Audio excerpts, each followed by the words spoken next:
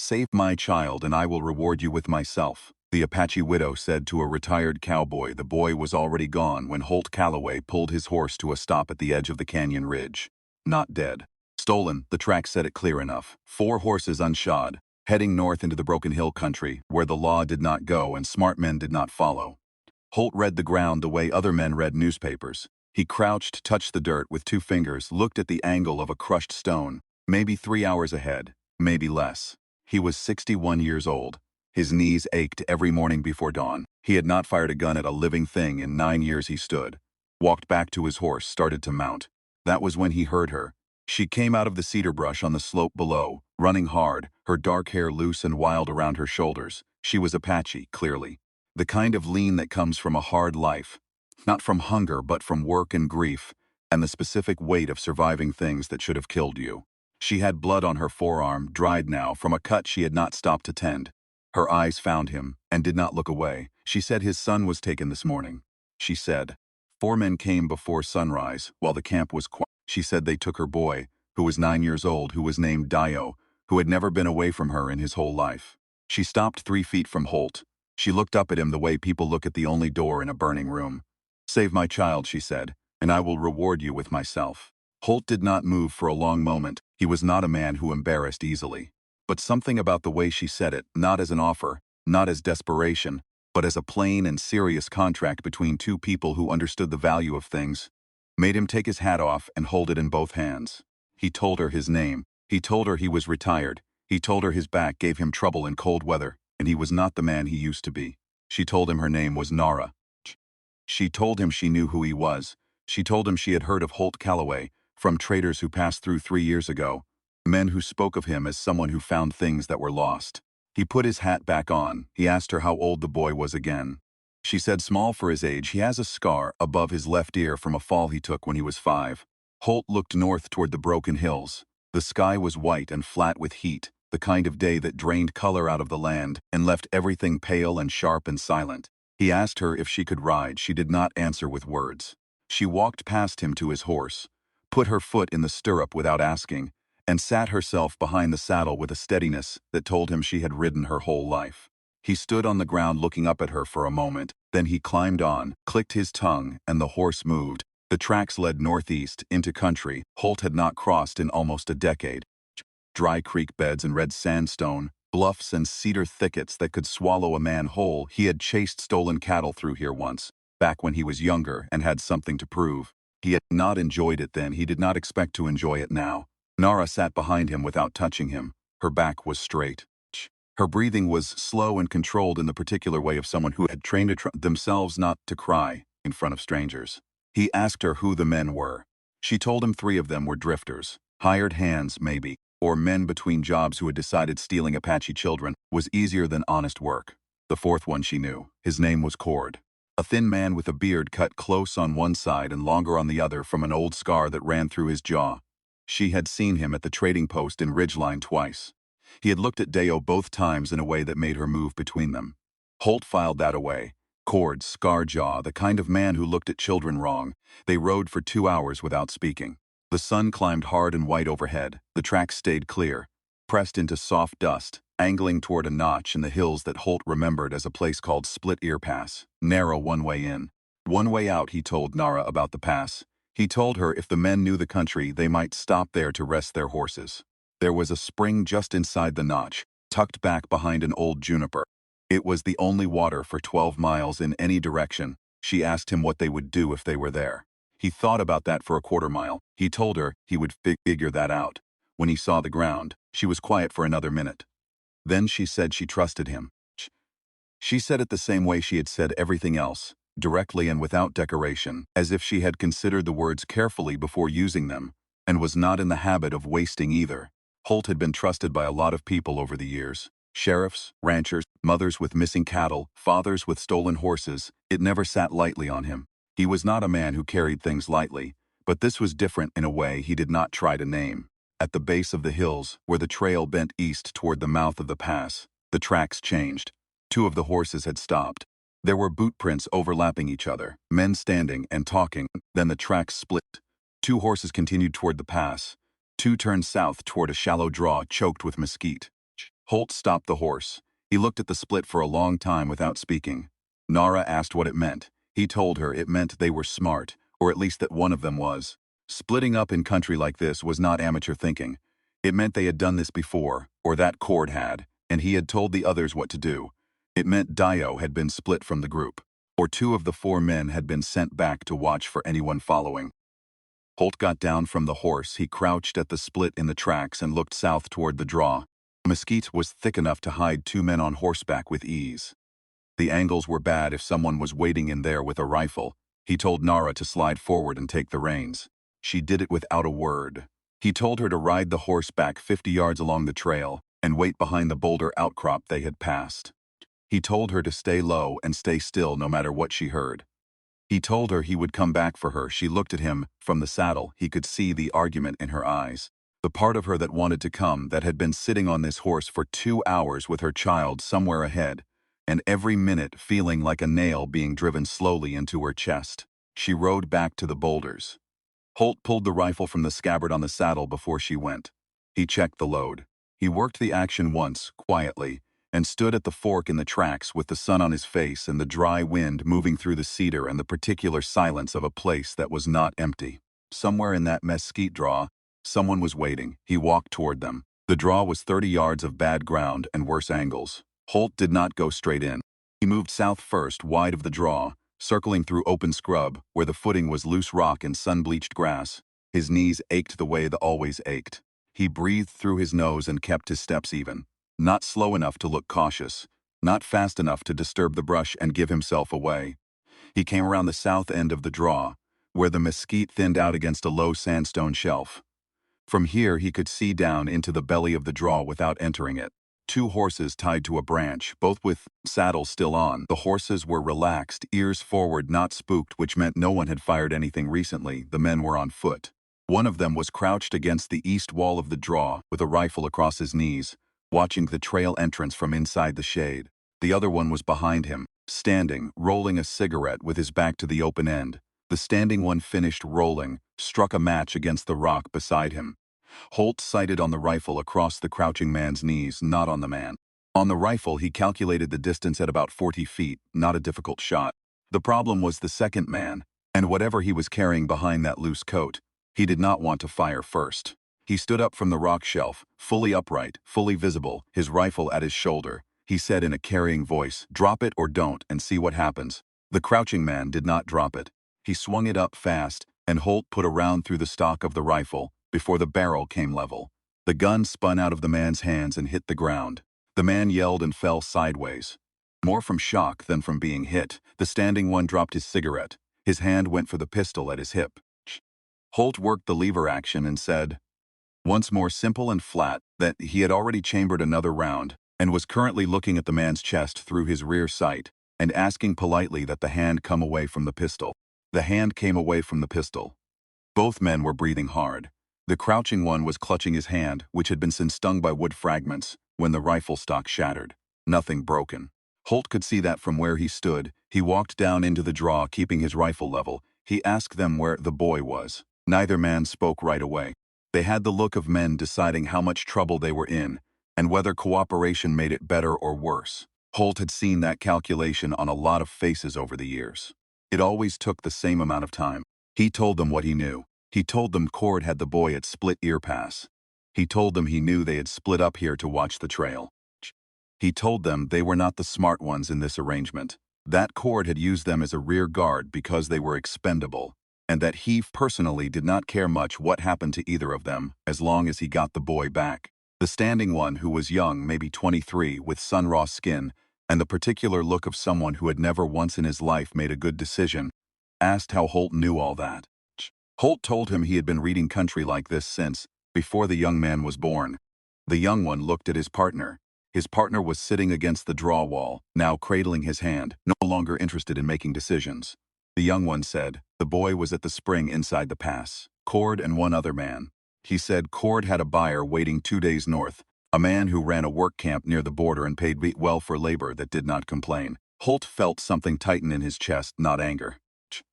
Something older and quieter than anger. The specific cold that comes when you understand exactly what is at stake, and exactly what kind of man you are dealing with. He told the young one to tie his partner's wrists with the partner's own belt. He watched while it was done. Then he used the young one's own rope from his saddle to tie both men to a juniper root, their wrists behind them and the rope looped twice around the root, which was thick as a man's forearm and buried deep. He took their horses' reins and knotted them to a branch 30 yards north of the draw, far enough that the men could not reach them, but close enough that someone riding the trail tomorrow would see the animals and stop. He walked back to the boulders where Nara was waiting. She was not behind the boulders. She was 10 yards in front of them. Standing in the trail, watching the draw, he told her he had said to wait. She told him she had. He did not argue the point. He told her what the young man had said, the sprink inside the pass, cord and one other, a buyer 2 days north. He said it plainly. The way you tell someone hard news when they are strong enough to hear it and you respect them enough not to soften it. Nara did not make a sound. She looked north toward the mouth of the pass, which was visible now, a dark notch cut between two pale bluffs a mile ahead. Her jaw was set, her hands were still. Then she told him Cord had made a serious mistake. Holt asked what mistake. She said Cord had taken her son. She said in her experience, men who made that kind of mistake did not fully understand what kind of thing they had woken up. Holt looked at her. Then he looked at the pass. He told her they would go in on foot from the south slope. He told her the juniper at that spring would give them cover if they came in from above. He told her the men inside would be watching the trail entrance and probably not the high ground. He told her one more thing. He told her he was going to need her to be completely silent for the next hour, and that if anything went wrong, she should take the boy and run north along the creek bed, not the trail, and not stop until she was clear of the hills. She asked him what she should do if he did not come out. He picked up his rifle. He said keep running. They left the horse tied to a cedar with enough slack to graze. They went up the south slope on foot, picking their way through loose shale and scrub oak, climbing at an angle that kept the ridgeline between them and the pass opening. The sun was lower now. The shadows were getting long and useful. At the top of the ridge, Holt went to his belly and looked down into the pass. The spring was there. The juniper was there. And there, in the broken shade beside a flat rock, was a small boy sitting with his knees pulled to his chest and his arms wrapped around them. He was not moving, but he was upright. He was watching the ground in front of him with the concentrated stillness of a child who has understood that being invisible is the only available protection. Alive, unhurt as far as Holt could see. Cord was at the spring, 10 feet from the boy. He was facing the trail entrance. A rifle leaned against the rock beside him, a pistol on his hip. He was eating something from a cloth, unhurried like a man on a picnic. The second man was on the far side of the juniper. He had his hat over his face and his back against the tree, possibly asleep. Possibly. Holt backed away from the ridgeline. He looked at Nara. He held up two fingers. He pointed toward where Cord was and where the second man was. He held up one finger and pointed at himself, then toward Cord. He held up his other hand and pointed at Nara, then toward the sleeping man. She looked at him steadily. Then she reached into the fold of her clothing and produced a short-handled knife with a blade that had been worked smooth from long use. Holt looked at the knife, then at her. He nodded once. They separated on the ridgetop and began moving down opposite sides. The shale was the enemy. Every loose piece was a small trail waiting to happen. Holt went slowly. He tested each step before he committed weight. The juniper canopy below was thick enough to shadow the spring from above, which meant Cord could not see the ridge clearly from where he stood. But it also meant Holt lost sight of Cord for the last 20 feet of descent. He stopped behind a cedar at the base of the south slope. 10 feet from Cord's back, Cord was still eating, still watching the trail entrance. The rifle was 2 steps to his left, propped at an angle. Holt looked across the spring. Second man sat against the juniper. The hat was still over his face. He did not see Nara. Then the hat moved. Not from the man beneath it, from above. A hand reaching down from the branches of the juniper and lifting the hat off the sleeping man's face with the careful precision of someone who had spent a lifetime moving without sound. A dark shape dropped from the lower branches with a silence that made Holt's chest tighten in something that was not quite admiration but was close to it. The second man came awake with a start that died before it made a sound. Cord turned at the small disturbance. Holt was already moving. Cord reached for his rifle. His hand found empty rock. Holt had it. One fluid motion, kicking it sideways out of Cord's reach and putting himself between Cord and the pistol on Cord's hip. Cord looked at him.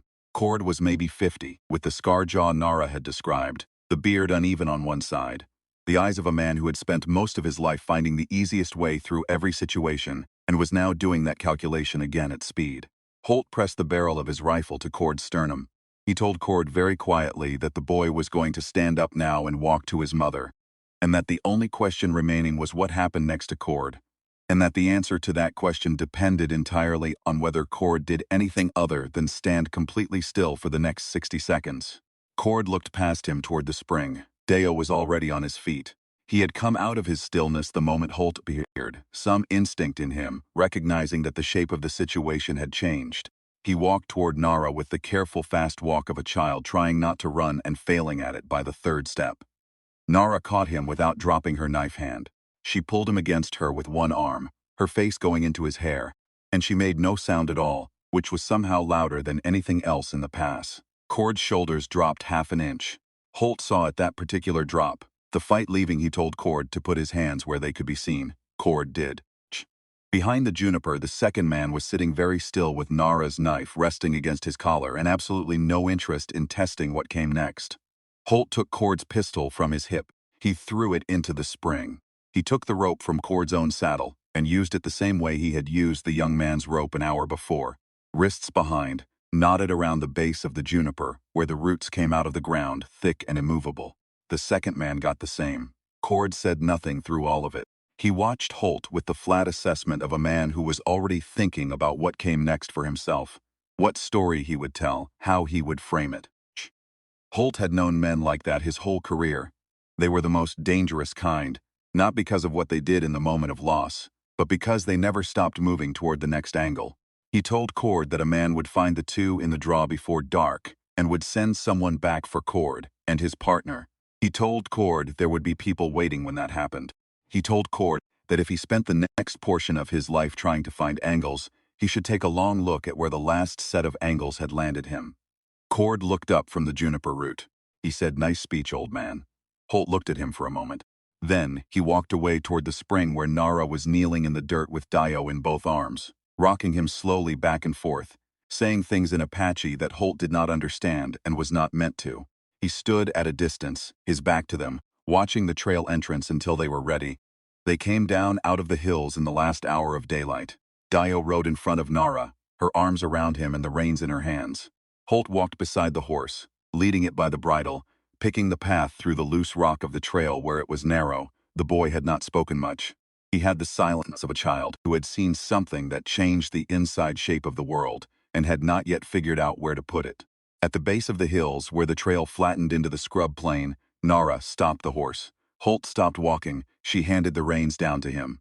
She climbed down from the saddle and stood in the dust of the trail, her hand still resting on Deo's knee where he sat above her. She looked at Holt and she said that she owed him a debt. He told her she did not. She told him she had made an offer and she kept her word.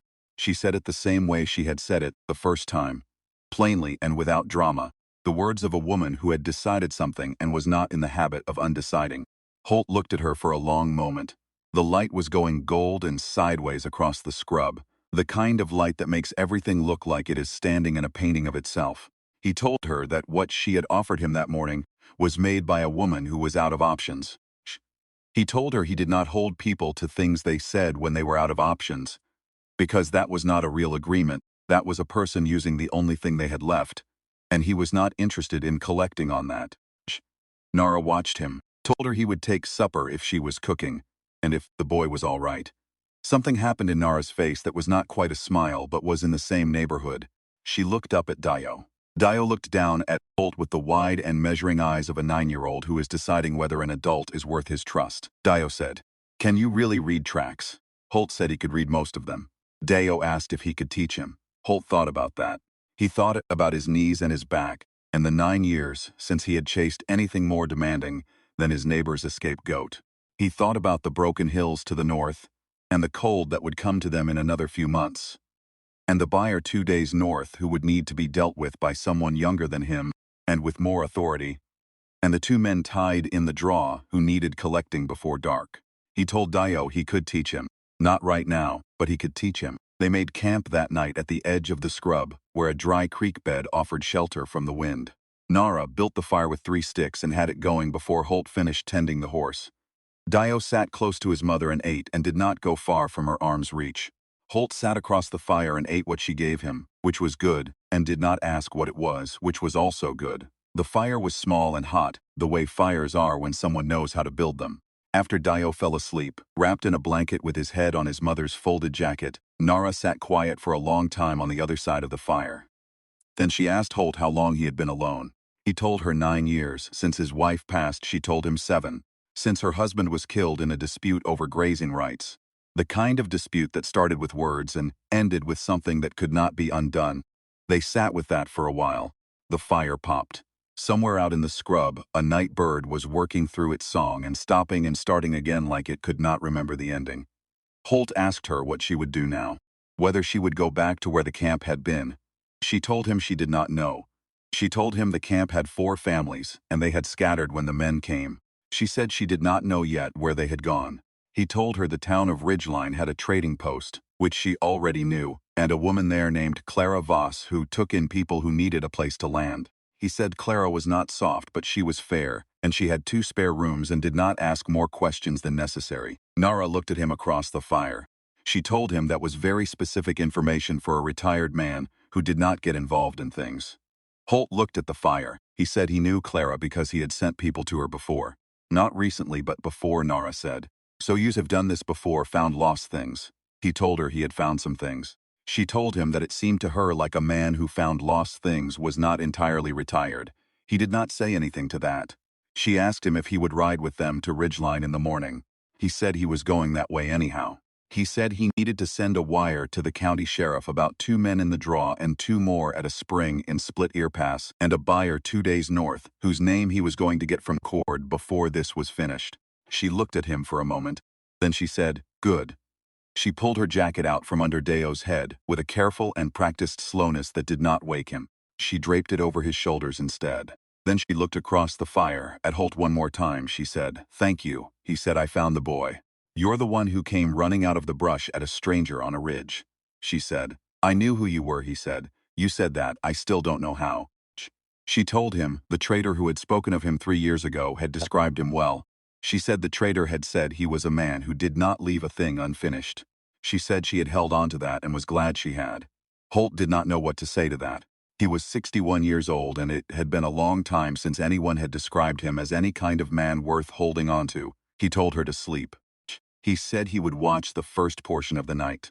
She lay down beside Dio and was asleep within minutes, the way people sleep when they have been holding themselves together by will alone and can finally let go. Holt sat by the fire and watched the dark. The hills were quiet. Cord and his partner were tied fast and would hold till morning. The buyer 2 days north did not know yet that his arrangement had come apart. There was work still to be done. Proper work, legal work, the kind that required other people with badges and authority. But the boy was here, breathing slow and even in the firelight, and the woman who had run out of the brush at a stranger on a ridge, who had ridden 2 hours without touching him, who had dropped from a juniper tree without a sound, who had made a plain and serious contract and meant every word of it, was asleep 6 feet away. Holt added a small piece of wood to the fire, just enough to last the hour. He settled back and watched the stars come out over the scrub, one at a time the way they always did, unhurried, as if they had nowhere else to be. He thought that maybe, at 61 with bad knees and a back that complained in cold weather, a man could still find things. He thought that maybe some of those things, if a man was not careful, he might want to keep. The fire burned low and warm. The night bird out in the scrub finally found its ending and went quiet.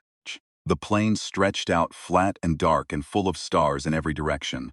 And somewhere at the north end of it, a buyer who did not yet know his luck had changed was sleeping without knowing that by morning the net was already closing, that the wire would go out from Ridgeline before noon, that Cord would talk when the sheriff gave him reason to, and that the man Holt Calloway, who had been retired for 9 years and was not interested in getting involved, was going to see this particular piece of unfinished business all the way to its end.